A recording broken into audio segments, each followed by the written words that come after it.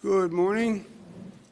Happy Monday. From my far right, Gareth Rhodes, Chancellor Malatras, Director of Operations Kelly Cummings, Health Commissioner Dr. Zucker. To my left, Secretary to the Governor Melissa DeRosa. To her left, Budget Director Robert Mejica. Today is day 296. But who's counting? I am. Here are the numbers for today. Statewide positivity without microclusters, 5.28. Statewide positivity with microclusters, 5.75. Microclusters, 7.1. 156,000 tests, 109 deaths.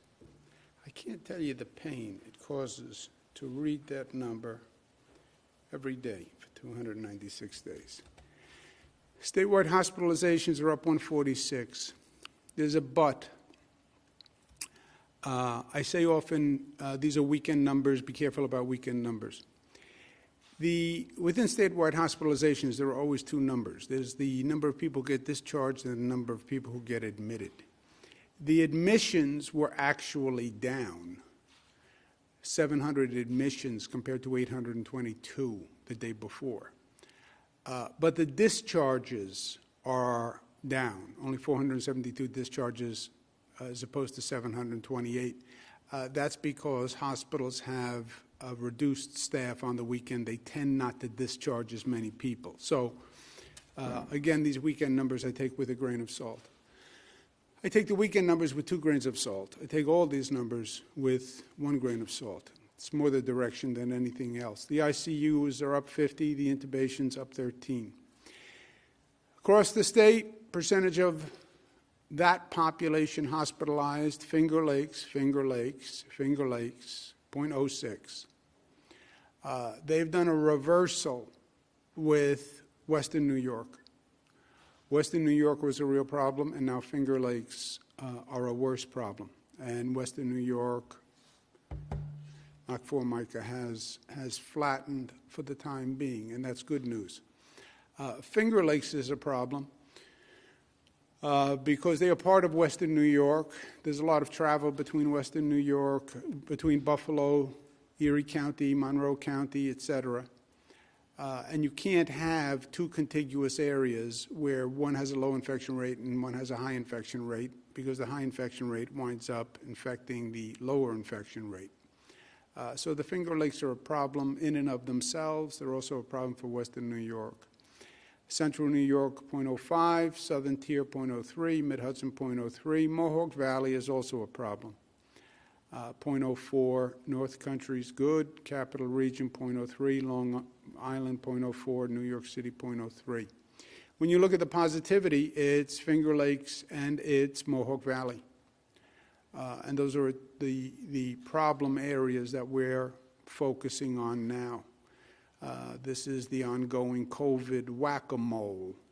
You bring it down in one region, it pops up in another, and that's what we've been dealing with. When you look at New York City, Staten Island, and there is no reason for Staten Island. If you said to me Manhattan, I would say, well, that's more dense, more people taking public transportation, more people on the sidewalks. If you said Bronx, Queens, Brooklyn, for those of you not familiar with New York City, Staten Island is more of a residential community, more single-family homes than many of the other boroughs, et cetera. So this is just pure people's behavior and people's attitude and the community's attitude. A lot of political statements are made in Staten Island. Fine. Now reconcile that with the infection rate and the number of deaths.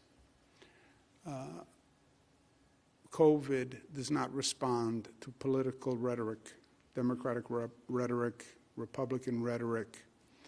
You can't defy death on political terms. Statewide, compared to the rest of the nation, New York is doing very well. This is a bit of a mixed message. I run into this all the time.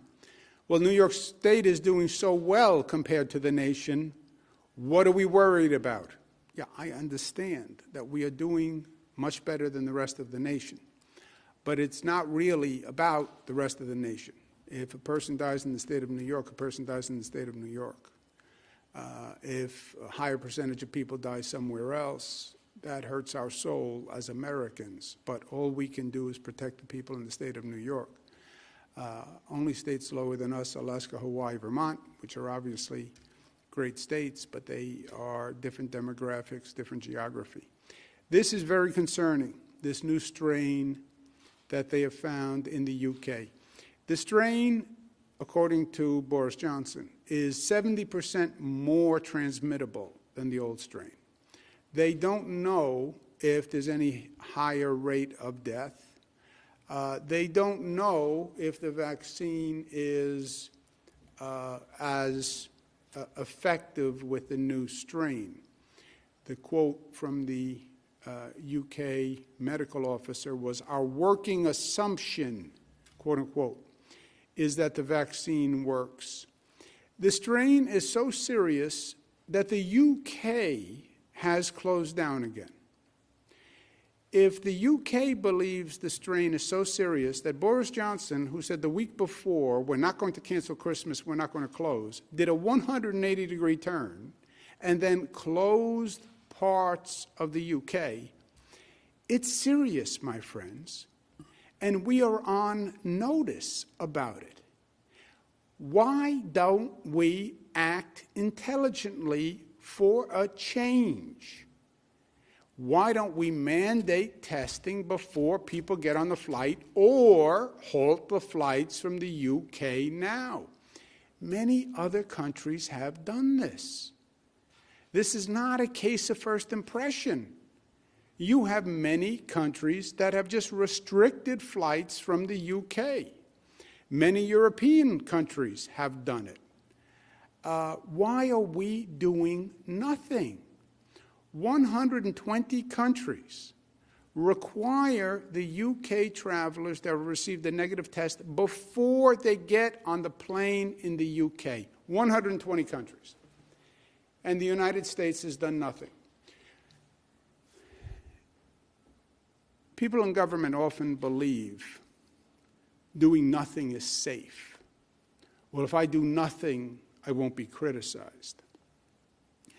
I don't believe that. I believe that's exactly wrong. There are situations where doing nothing is actually doing something, where doing nothing is actually an affirmative action. When you do not require the UK flights to be tested, you are allowing thousands of UK passengers to arrive here every day. The authorities say they haven't found the strain here yet. They are science-based. Until they find the strain, they will say there is no strain. I believe, intuitively, it's already here. I believe that. Because if it's been flying around the world, it will be here. And I say that intuitively because I have an educated intuition, because I lived this, and you lived this. This was the spring. This is how we had that New York ambush in the first place. This was, don't worry, the coronavirus is in China. No, it wasn't. The coronavirus got on a plane in China and went to Europe and came here from Europe. And nobody said anything for 2 months in the federal government. And it had been coming for so long that it was then too late. If this is more transmittable than COVID, 70 times more, says Boris Johnson, this is a major problem. And for us to once again be incompetent as a federal government and take no action is just not a viable option for us in New York. We learned this lesson the hard way, and we're not going to go through it again.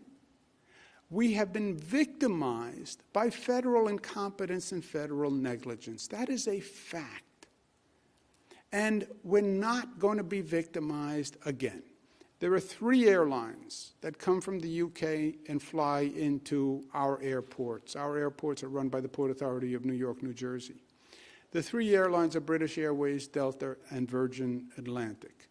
They daily are bringing several thousand passengers per day. I am asking those airlines to add New York State to the list of the 120 countries that require tests before the flights leave the UK for New York. 120 countries do it. My request is simple. Please add New York to the list of 120 countries. Well, you're not a country. I know that. But as governor of New York State, I have asked them to do that. We do have a public health emergency in existence in New York State.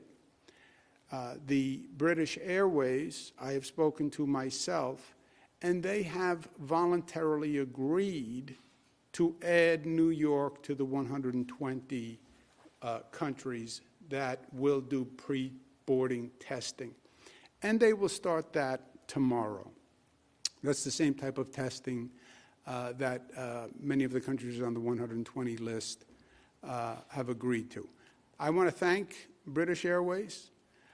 This was a very rapid decision by them. They were considerate, and I truly appreciate it. Obviously, British Airways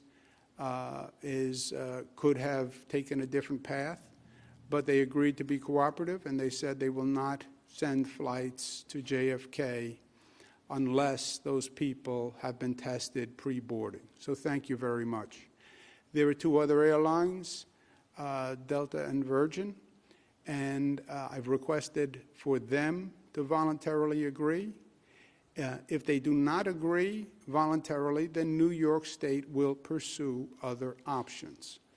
But I would not be doing my job as governor of New York if I sat here and let the federal incompetence create another emergency and disaster that cost the lives of New Yorkers. I am only a governor, but I will do anything I can and whatever I can to protect the people of the state of New York. That is my job. And I know and I believe my intuition is correct, that this is another disaster waiting to happen. If the UK closed down, if 120 countries require testing, if Canada left a plane on the tarmac because they wouldn't allow it to deboard, if the other European countries have said that they're banning travel, why are we doing nothing? Why are we doing nothing? Why did we do nothing in the spring? I'm not going to allow it to happen, or I will try my best to do everything within my power. I asked the other two airlines to follow the lead of British Airways. I asked them not to disrespect the people of New York State, who are very gracious and are good neighbors with the UK, but please don't abuse or disrespect the people of New York, and please don't underestimate the people of New York. We protect one another. I promise you that. So please consider joining voluntarily, and we await your answer. On vaccinations, is my hero, Nurse Sandra Lindsay. Look at that face. That needle goes in, not a muscle on her face moves. That is a pro. When my time comes, I hope I'm as good as Nurse Sandra Lindsay. I've had a lot of questions. I want to make something clear. Politicians are now talking about who's getting a vaccination. There is no politics in the vaccination process. There is no politician in the state of New York who is in control of the vaccination process. We went through this in COVID testing. Big shots get to the front of the line. Celebrities get to the front of the line. Affluent people get to the front of the line. This preferential treatment in COVID testing. It undermines the entire sense of democracy and equality and a government that works for all people. And in this time of COVID, where we've seen gross injustices, politics has nothing to do with it. There is no governor. There's only one governor in this state. But there's no governor, no county executive, or no mayor who controls the process. Anyone who says differently is either not telling the truth or violating the law. So let me know if either of those two happen. This is entirely done by medical professionals.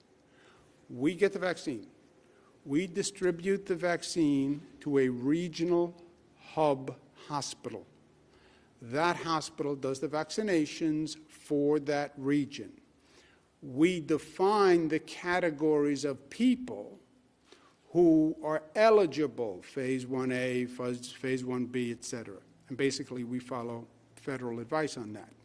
But we tell the hospital, this is the eligible category, you administer the vaccine. It has nothing to do with politics, and it has nothing to do with government. Our only job, only the state government is involved, and our only job is to distribute the vaccine to the regional hub, get it there, and to make sure they have the guidelines and they're following the guidelines. We have already distributed more vaccine, and our hospitals have vaccinated more people than any state in the nation. We did this despite the snowstorm that we had over the past few days, which made it actually a little more interesting and a little more difficult. But welcome to 2020. 38,000 New Yorkers have already received the vaccine dose. This is where the vaccines went. There is no politics in this allocation. This is all proportionate to the number of people eligible in that class. So if we're talking about essential healthcare workers, this is where they are by percentage. New York City hospitals get more. Yes, because New York City has a larger population. Long Island Hospital got more.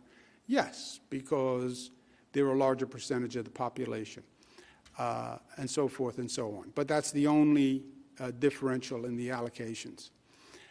New York State, so far, is the #1 state. And I want to thank our hospitals who are doing a great job, and I want to thank our State Department of Health and OGS, who's actually distributing it to the hospitals. More vaccines are coming every day, 346,000 Moderna coming this week, 120,000 more Pfizer doses coming this week. We expect to have a total of 630,000 doses by this week. This week, we increase the priority populations that the hospitals will be allowed to administer. Federally qualified health center workers, EMTs, coroners, medical examiners, funeral home workers, other congregate care workers, and residents. This week, we also start the federal program to vaccinate in nursing homes, residents and staff in nursing homes. It is estimated that it will take 6 weeks, 3 days at each facility. Day 1, everybody receives 1 shot. That should take 2 weeks. Day 2, second shot. Day 3, the remaining staff. So 3 days, they basically break up the residents and staff in 3 groups, and they do it over 3 days. Total program is supposed to be 6 weeks. The pharmacies, we have worked with the pharmacies and the federal government. CVS is going to do 271, Walgreens 253, other pharmacies 94. These are the 618 nursing homes that are enrolled in the program. Again, it is basically proportionate to where the nursing homes are. This morning, we started in the nursing homes, and these are pictures from this morning. There we are in the Bronx, in Rochester, in Queens. Everyone receiving the vaccine. PPE on the nurses and doctors. Key for me in this vaccination program is to make sure the vulnerable communities and underserved communities are not left behind. They were left behind during COVID, highest death rate, highest infection rate, lowest testing rate. Black communities, Latino communities, poor communities. Left to the market's forces, you will see once again Black, Latino, and poor communities left behind. We're doing everything we can to make sure that doesn't happen, and I want this state to be a model for the nation of equitable outreach when it comes to a vaccine. We have a task force that we're putting together. The co-chairs of the task force are Rosanna Rosado, our great Secretary of State, Leticia James, our Attorney General, not pointing a finger at anyone in particular there, just happens to be the picture, Mark Morial, former mayor, who I worked with for many years. He's a great fellow. Pat Wang, President and CEO of Health First. So I want to thank them for their service. This is the full task force, and their job is to come up with an operational logistical plan. How do we get it into black churches? How do we get it into public housing authorities? How do we get it into community centers? How do we run a public education campaign to the black community and the Latino community and the poor community saying this is safe? There are very real resistance, a very real resistance to taking this vaccine, especially in the black community. And there's a history that would give one a right to be skeptical. We need a public education to combat that. We're also putting together vaccination kits that can be sent throughout the state that are fully contained to do vaccinations for a community. We call them community vaccination kits. But in one shipping container, it can be everything that that community needs. You can send this shipping container right to, put on the back of a truck, bring it to a public housing authority, to a church, to a community center, anywhere in the state, everything you need, computers, IT, medicines, wall dividers, tables, chairs, schematic for how you set up the space. Space could be about 10,000 square feet because people have to come in, they have to be greeted, they have to be registered. The vaccination itself takes about 15 minutes. The medical personnel then like the person to remain in that area, in that space, for about an additional 20 minutes, half an hour, just to make sure there's no response. But in this one community kit, all that will be present. We'll have these ready to then work with community groups, churches, housing authorities, so we can just send it to those places. Again, my goal is this state should do a better job than any other state. Rural communities, poor communities, black and Latino communities, public housing, other healthcare deserts. In general, what we're doing is what most states are doing. We're just a little bit ahead of it. It's a foot race between increasing vaccines and slowing the spread. That's all this is. And we're in the midst of the holiday season. And spread, the number one spread, overwhelmingly, is small gatherings, living room spread. 75% of the spread is coming from that area. Everything else is relatively de minimis. And we're in the heat of the holiday season, right? I said before Thanksgiving, you think about it as Thanksgiving. I don't think about it as Thanksgiving. I think about it as day one of 37 days of holidays, which is a totally different socialization pattern from any other time of the year. And the socialization pattern is what determines the spread of the virus. Thanksgiving was our first test. And what you're seeing from the data is we did not have the spike that other places had. And interesting, it looks like there were more gatherings, more air travel in other parts of the country, and where there was more air travel and more gatherings, there was more of a spike in terms of Thanksgiving cases, which suggests all the admonitions about celebrate, but celebrate safely. If you don't have to travel, don't travel, actually had an effect here in New York, New Jersey, Connecticut. So that's good news. And the question is then, what happens as you get close to Christmas? Christmas is a longer holiday season, right? Thanksgiving, a day, 2 days. Christmas, Kwanzaa, Hanukkah season, New Year's Eve season, this is a long stretch. But if we stay smart, a spike is not inevitable. We get through the holiday season, then it's just a sprint, us versus the vaccine. We just have to make sure we don't have a spike coming out of the holiday season, which could be a problem, especially for our hospital management. But if we stay under control in the holiday season and we don't have a big spike, then mid-January, it's just a foot race, us versus the vaccine. And we're going to get that vaccine out. We're already leading the nation in getting the vaccine out. We're going to get that vaccine out if I have to drive it all across the state and come up with a temporary license from the Department of Health to administer the vaccination myself, which I'm sure I could probably get. But we have to get through the holiday season.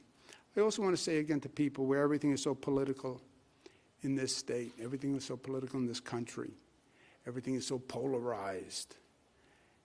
Biden and Trump agree. They agree. How are you playing politics with COVID when even Biden and Trump aren't playing politics with COVID? And by the way, Biden and Trump haven't agreed on anything. This is the one thing they agree on. So stop the politics and actually save lives. Save lives. You see those high infection rates, high positivity rates, high hospitalization rates? You know what they translate into? High death rates. And that is going to be inarguable. There's going to be a time when people turn around and say, why did 57 people die? And why did we have more people die than anywhere else? You don't want to have to answer that question. And the answer can't be because we played politics. So, healthy holiday, and I'm going to have a great one. Santa's going to be very good to me, I can tell. I worked hard this year, social distance, wear a mask. Be smart, be smart. Washington made a deal on a financial package. It provides some emergency relief. I spoke to Leader Pelosi about it a number of times. I spoke to Senator Schumer about it a number of times. I know they were working very hard on it. I know Senator Schumer was working very hard to get the best he could for New York. They were in an impossible situation because you have Senator McConnell, who still takes the position that we should bankrupt the states and wouldn't do state and local assistance. This is not partisan. Senator McConnell happens to be a Republican. I'm chairman of the National Governors Association. More Republican governors than Democratic governors in this country. The National Governors Association sent a letter to Congress asking for $500 billion in state and local assistance. Do you know what we got in this bill? Zero. Nada, niente. Zero. More Republican governors than Democratic governors asked for $500 billion. Got zero. Bankrupt the states. The states are the country. If you bankrupt the states, you bankrupt the country. It makes absolutely no sense. And what they did provided no funding for New York State, New York City, Buffalo, Rochester, the counties. We have a $15 billion deficit caused by COVID, caused by the federal government, caused by their incompetence, caused by their negligence, caused by the COVID spring ambush.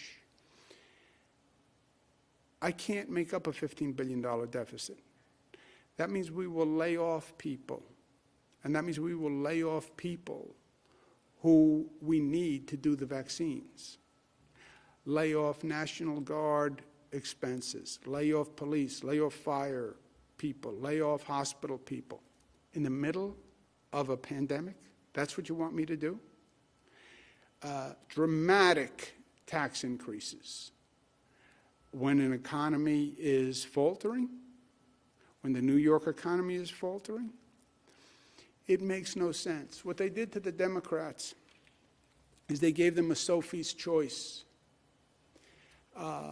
Which life do you want to save? We don't choose in this country between who lives and who dies.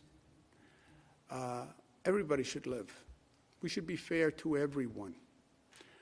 When you don't fund states and cities, that means cities lay off police officers, and they lay off firemen, firefighters, and they lay off teachers. That's what happens. You hurt people.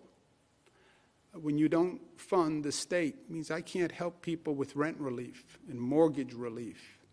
I can't fund schools. You hurt people. This emergency, short-term, whatever you want to call it, it was a Sophie's choice. Well, do you want to help some people while other people struggle and are in pain? Or help no one? It was a impossible, unfair, un-American choice. I just hope Joe Biden gets in quickly and sanity restores to the nation. Another point, a little different, but this was a personal effort for me for many, many years, starting back when I was Attorney General. I worked on this issue. And my DEC and Basil Sagos and the whole team here. There was a plume, a pollution plume left by Grumman of toxic chemicals that was in the aquifer on Long Island. And this plume of toxic chemicals was in the aquifer, and that's the aquifer where people get their drinking water. And it was left from the manufacturing era by Grumman. And the plume was just continuing to grow with the aquifer and move through more and more communities. This was the plume in 1997. This was the plume in 2017. You can see it just growing, and it was heading south towards the ocean. And the question of what do you do and how do you do it, first of all, from an engineering point, it was a truly challenging situation, because how do you get the toxic chemicals out of this underground aquifer? But on the other hand, if you do nothing, people's wells and drinking water are going to be poisoned. We fought it for 10 years. Northrop Grumman will pay $100 million to do an aquifer protection cleanup project, which is a very elaborate engineering device, but it's highly effective. It's the largest NRD settlement in the state history. It was a long fight, but it will protect the drinking water for the people on Long Island. And it was a really good thing and a big win. Last point, we had a request for a waiver of quarantine. We normally do not do waivers of quarantine. It's unfortunate that we're in this situation, but people from other states that have a higher infection rate, what we're dealing with the UK now, as I said, no state is an island, so you have to protect yourself, and that's what the quarantine rules did. But we have an unusual request, but DOH has been considering it for the past few days, and they have actually granted the request. Santa Claus asked for an exception for the 14-day quarantine requirement because it would be impracticable for him to be in this state and then quarantine and still get all his gifts delivered on time. DOH was flexible. They have granted the quarantine waiver, but Santa is required to wear a mask this year. I think you will still be able to recognize him, even though he'll be wearing a mask, because he does have a fairly distinct outfit that he wears, plus his body style is fairly distinct. So I don't think there'll be any issue in identifying Santa this year. He'll be able to do his job, but do it safely because he'll be wearing a mask. So thank you, Dr. Zucker, I think that was a creative outcome to that waiver request. Questions? Thank you, Governor. If you'd like to ask a question, please use the raise hand function at the bottom of your window. We'll take a moment to compile the Q&A roster.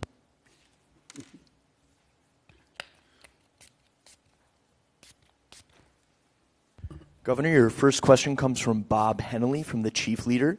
Bob, your line is now open. Please unmute your microphone. Yes, thank you very much. Thank you very much, Governor, for these calls. And I just wanted to ask you, could you explain why New York State continues to rebate back to Wall Street the proceeds of the stock transfer tax first enacted in 1905 until 1981, when the state decided to rebate it back for decades? Since, according to sources in the Assembly, it's generated in the last 10 years $138 billion, even as the state closed hospitals and communities of color. How can New York ask sister states to bail us out that may be poorer if we take the money from the federal government in the front door? We're shoveling out this hidden subsidy to Wall Street out the back. Yeah, I don't know the specifics on that tax. Maybe Rob does. Do you know? Yeah. So the stock transfer tax is a misnomer. It's not really a tax. It was eliminated decades ago, and all it is a paper transaction where no one ever actually pays the tax. It shows up as a negative on people's filings. Moreover, there's been discussions in New Jersey regarding a stock transfer tax, and I think they've moved off of any of those discussions as the stock exchange talked about moving into other states where you can have these transactions without being taxed. But there is no tax in New York on stock transfer tax, hasn't been around in decades, and there's nothing on the books, and there is zero tax that has been collected for decades. Next question, operator. By the way, New York State Clean Governor, is your still next available. question comes from Peter Haskell, WCBS Radio. Peter, your line is now open. Please unmute your microphone. Hey, Governor, you've talked about the flights from Great Britain. In the past, you've mentioned the fact that the test is just a snapshot. Is a negative test good enough, or should we just shut it down completely? Well, good question. Peter, I think the United States should do what other countries have done, which is halt the travel. Other countries have halted travel because, Peter, they don't know what they are talking about. Well, that's an offensive statement. No, it's not an offensive statement. They will say they don't know. They will say they don't know. I was on the phone with top experts all weekend. We don't know if it's more deadly. We don't know how much more easily it's transmitted. We don't know if the vaccine is effective. Our working assumption is that the vaccine is effective. This is back in the spring. Remember in the spring, Peter, they all changed their tune 10 different times. The only way it's spread is if a person sneezes or coughs. Oh, no, that's not right. There's also asymptomatic spread. You don't have to have any symptoms and you can spread it. You have to be very careful about surfaces. Don't touch surfaces because it can be spread from surfaces. We disinfect all the trains and subways. Not so much on surfaces. In the beginning, you don't have to wear a mask. Oh, now everybody has to wear a mask. We saw this movie. UK closes down, other countries ban. Yes, I think the U.S. should halt travel until they know what they're talking about, period. And the way they should have halted travel from Europe in the spring before they allowed the virus to come the first time. This is take two. You know, they talk about a second wave. There has been no second wave. This would be the second wave. This would be a mutated virus coming back, which is what phase second wave was, right? Second wave, 1918 flu pandemic. First wave, virus mutates, and then you have a second wave.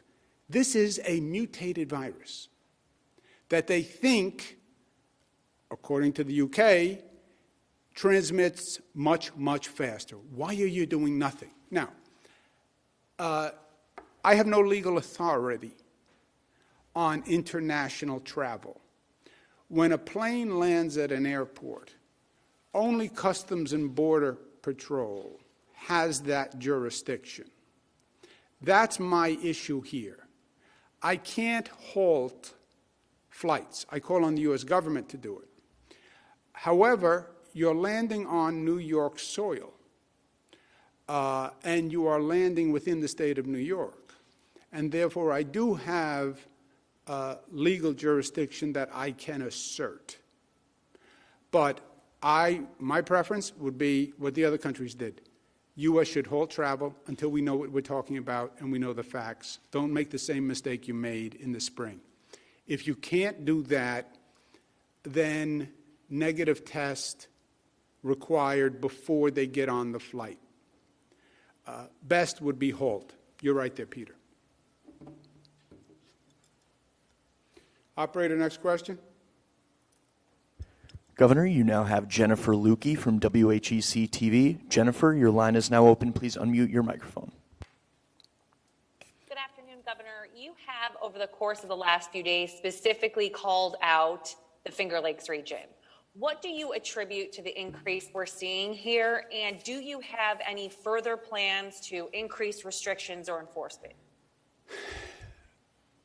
In this phase we're in this set of circumstances we're in with the virus, the overwhelming spread is small gatherings, living room spread, holiday spread, call it what you will. In many ways, it is an adaptation. You know how they talk about mutations of the virus? There are also mutations of people's behavior patterns. When you close bars, close theaters, close restaurants, or limit them significantly, where do people socialize? Where do I go? We are social beings. I'm not going to sit at home alone. Where do I go? I go to a friend's house. I go to my family's house. We have small gatherings. We watch the Buffalo Bills. We hang out on the weekends. And 75% of the spread is coming from that. How do you get at that spread as a government? Very, very hard. CDC says you shouldn't have gatherings of more than your immediate household. That's Donald Trump. States like New York say no more than 10.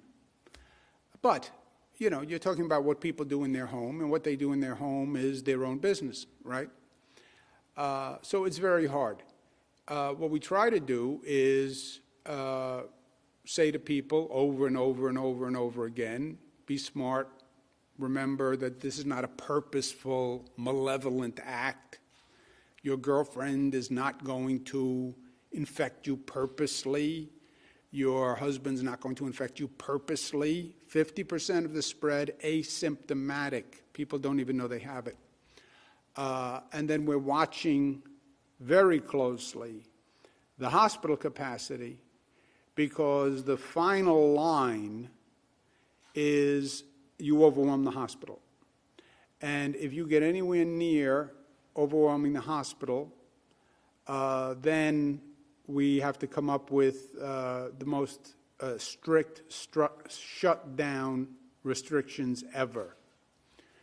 And I spent several hours speaking with the hospitals in the Finger Lakes, Monroe County, et cetera, about hospitals. We have the Lieutenant Governor Kathy Hochul is doing follow-up with Dr. Zucker. But that's where the spread is coming from, and that's why we're worried about the holiday season. Next question, operator. Governor, you now have Cameron Hurst from the Post-Journal. Cameron, your line is now open. Please unmute your microphone. Governor, thank you so much for the opportunity to ask a question. Pharmacy workers here in southwestern New York had expressed concern that they will be sent into nursing homes this week to vaccinate those in congregate care facilities, but that they themselves would not be vaccinated. Are they included in the population expansion you announced today? Question is, what category are pharmacy workers in? Who knows? Yeah, the pharmacy workers are included in the first group of healthcare workers. So they are in the 1A category. So pharmacy workers will be getting vaccinated as well. So the vaccinators will be getting vaccinated along with the residents of the nursing homes as well as the nursing home staff. 1A, as you know, is the highest category, so they're in the top category. By the way, we are still making New York State clean, and it is still available. Kelly Cummings, mastermind, when we had the shortage of hand sanitizer. It's highly effective. If you inhale it, it also clears your sinuses, wakes you up. Next question, operator. Governor, your next question comes from Sydney Pereira from The Gothamist. Sydney, your line is now open. Please unmute your microphone. Hi, Governor. Thanks for taking my question. The first question I wanted to ask about is, for people that are in the upcoming phases, how can they kind of get online for the vaccine, especially if they're older people or people with other health conditions? What should they be doing proactively to make sure that they are included when their time comes? And a little bit unrelated, the deadline to sign the automatic voter registration is tomorrow. Do you have any updates, and do you plan to sign it? Okay. I will ask, who knows the first question? How do people get ready to get the vaccine? What can they do to get on a list? Is there a list? I don't think there is a list. There's no list right now, right? So the people you're talking about would go into the next category. So there are approximately 2 million individuals in the first category, which is 1A, which includes the healthcare professionals, congregate care, and those. We're now getting ready to prioritize 1B, which is the next section. But remember, we have about 550,000 vaccines right now. That category, the first category, is 2 million. When we get to the next category, the federal government just over the weekend, yesterday, gave some guidance on 75 and older and people with comorbidities. So we're reviewing that. When we have the prioritization for the next category, then we'll communicate that to the public and come up with a process for individuals to have access. On the automatic AVR bill, the deadline is tomorrow or the next day, I believe, and this pen works, and I'm going to use it. Next question, operator. Governor, your next question comes from Josefa Velasquez from the City. Josefa, your line is now open. Please unmute your microphone. Hi, Governor. Over the weekend, we've been seeing members of Congress setting the COVID-19 vaccine as a part of the group that keeps the function of government going. Where do you fall in the line of people that are waiting to get vaccinated, and when do you expect to be part of that group? Josefa, you broke up a little bit. I would be in I'm in no special group. I don't have any underlying illnesses, so I am in no special group. I would be the general population group. We were thinking about getting people to take the vaccination as a way to build confidence in the vaccination. I think that's why Vice President took it and Joe Biden took it and the Congress took it. And New Yorkers are skeptical, and we set up the New York State panel to approve it as a way to build confidence in the vaccine. And I have a lot of people who just say to me when I walk around, well, if it's so safe, why didn't you take it? So, which is such a great New York attitude. You know? It's so good, why don't you do it? I had said I would take it as soon as the panel authorized it, and I'm willing to take it. The flip side is I don't want anyone saying, well, you took the vaccine and it should have gone to an essential worker. You know, with New Yorkers, you can't make anybody happy. So that's the yin and the yang. I would take it today, but I don't want the flip side of people saying, well, that was a vaccine that could have gone to an essential worker. One more question, please. Governor, your last question comes from Paul Liotta from the Staten Island Advance. Paul, your line is now open. Please unmute your microphone. Good afternoon, Mr. Governor. Thank you for taking my question. Yesterday, you mentioned a Staten Island politician, last week, regarding the pandemic and not taking it seriously. I just want to see if you could tell me who that was and what evidence there is regarding Staten Island's attitude and is affecting its infection rate. What evidence is there that Staten Island's attitude is affecting the infection rate?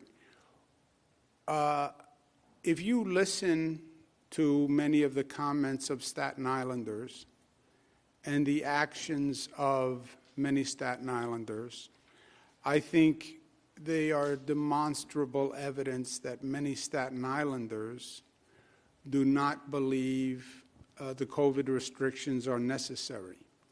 And I think that's probably one of the understatements of the year. If you do not follow safe practices for COVID, the likelihood that you will get infected is higher. If you go to mass gatherings, protests, restaurants, bars without masks, the likelihood that you will get infected is higher. That is a fact, right? There are still facts. It's a virus. It spreads. If you don't take safe precautions, you're more likely to become infected. No mask, no social distancing, participating in large gatherings, you are more likely to get infected. That's a fact. You then have to figure out, why is Staten Island's rate higher? Given their demographics, given their geography, why is their rate higher? That's what you have to figure out. And if you haven't heard evidence of a theory on Staten Island that the restrictions are not necessary, then I think you haven't been listening to the people on Staten Island. And as far as the politician who I spoke to, who was very interested in getting a vaccine, that was a private conversation, and it'll stay that way. But my point about the vaccine was, if COVID is a hoax, and COVID isn't a problem, and this is all blown out of proportion, then why would you be asking about a vaccine? Don't worry about it. Have a good day.